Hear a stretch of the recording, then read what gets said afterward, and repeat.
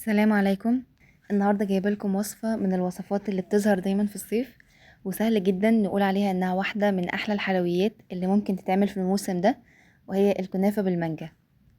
وهنعملها مع بعض بطريقه سهله جدا وبسيطه، وما فيهاش اي تعقيد ولا مبالغه. ونسبه نجاحها هتكون 100% لاننا مش هنعملها في فرن. واللي بيميز الوصفه دي انها خفيفه، مش زي الحلويات التقليديه اللي ساعات نحس انها تقيله او دسمه. يلا بينا نبدأ ونشوف هنعملها ازاي، بس قبل ما نبدأ ما ننساش نصلي على الرسول.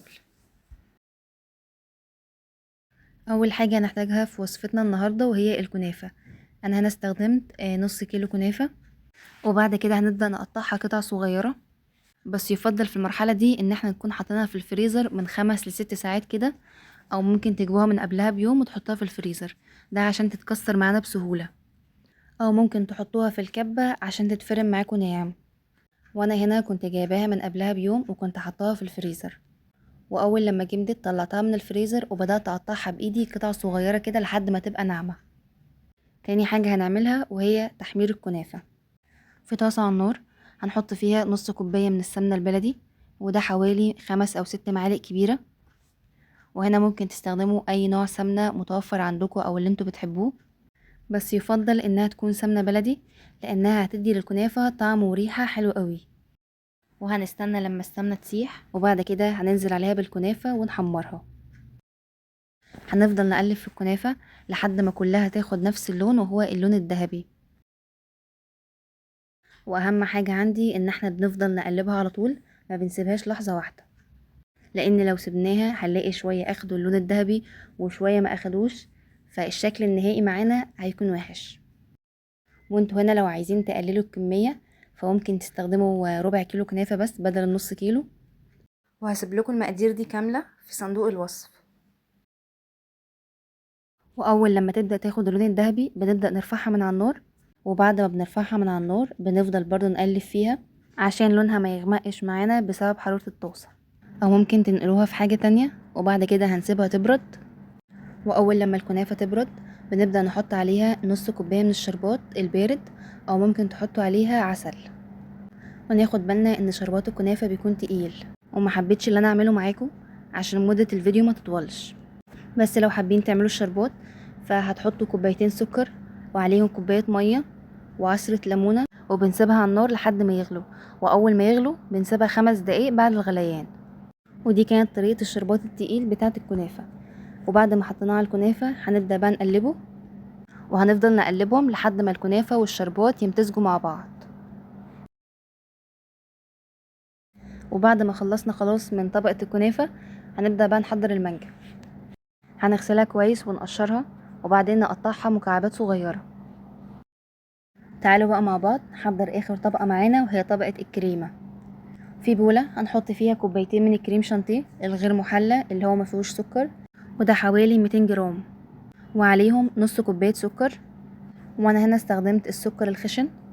ولو هتستخدموا الكريم شانتيه اللي هو محلى اللي هو بيكون فيه سكر فما بنحطش عليه اي سكر.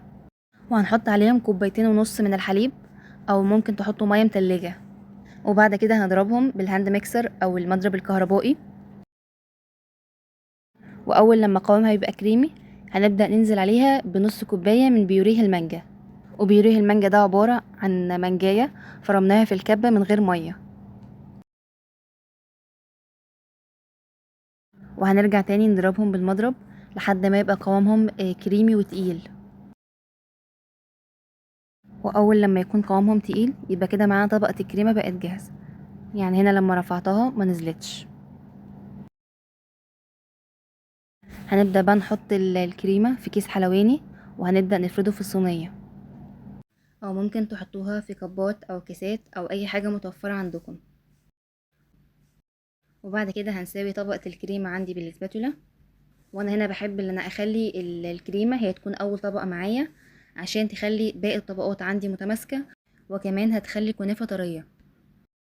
وبعد كده هحط طبقة من الكنافة وهفردها كويس في الصينية، وبعد كده هسويها كويس بسباتولا. وزي ما انتم شايفين كده ان الكنافة بتكون متفرفطة كده من بعض، ما بتكونش متكتلة، ده بسبب الشربات اللي احنا ضفناه على الكنافة وهي باردة. وبعد كده هنحط عليها طبقة من مكعبات المانجا اللي احنا قطعناها. وهنفردها في الصينية كلها، وبعد كده هنسويها بمعلقة. بس اهم حاجة عندنا ان احنا ما نضغطش عليها، وناخد بالنا واحنا بنعملها ان الطبقات كلها تبقى في نفس السمك.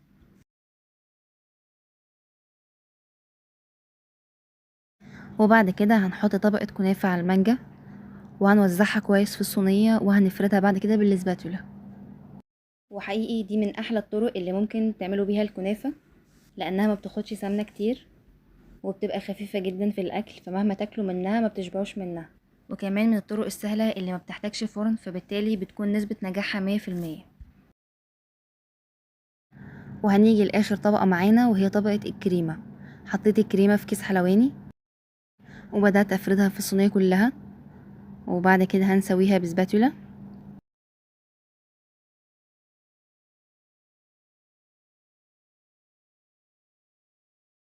وللتزيين في الاخر هنبدأ نعمل روزيتات من الكريمة على جوانب الصينية بس، ودي هتخلي شكل الصينية حلو قوي.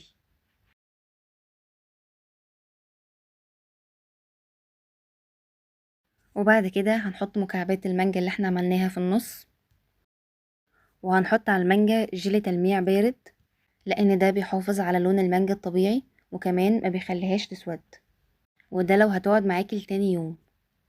لكن لو هتاكلوها في نفس اليوم فممكن تستغنوا عن جيل التلميع، وممكن تستبدلوا جيل التلميع بجيلي مانجا، او ممكن تحطوا على المانجا شربات عادي. وفي الاخر عشان نكسر اللون فهنحط شوية صغيرة من الفستق، وهنا الفستق بنحطه على الكريمة بس. شايفين شكلها ما شاء الله جميلة ازاي؟ وما تنسوش لو عجبكم الفيديو تعملوا لايك وتشتركوا في القناة وتفعلوا الجرس عشان يوصلكم كل جديد من فيديوهاتي. وبعد ما بنخلص الطبقات بندخل الكنافة التلاجة شوية عشان الطبقات تمسك نفسها، وساعتها الطعم بيكون احلى كتير قوي، خصوصا لما تتقدم وهي باردة. وشكلها النهائي زي ما انتوا شايفين كده، ما شاء الله حاجة في منتهى الجمال. وهنا كنت بدأت ان انا احط جيلة تلميع على المانجا، وده هيخلي المانجا محتفظة بلونها وكمان ما تسودش.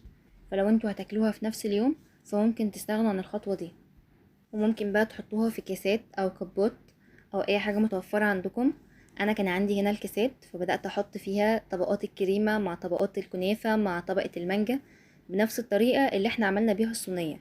حطيت اول حاجة طبقة الكريمة وسويتها كويس، وبعد كده طبقة الكنافة، وهنسويها كويس برضو. وناخد بالنا واحنا بنحط الطبقات ان هما نخليهم كلهم في نفس السمك تقريبا.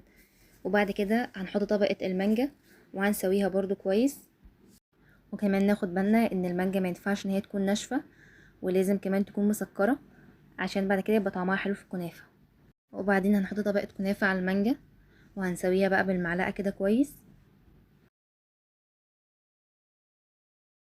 واخر طبقة معانا وهي طبقة الكريمة، هنعمل روزيتات كده بسيطة، وبعد كده هنبدأ نحط المانجا عليها.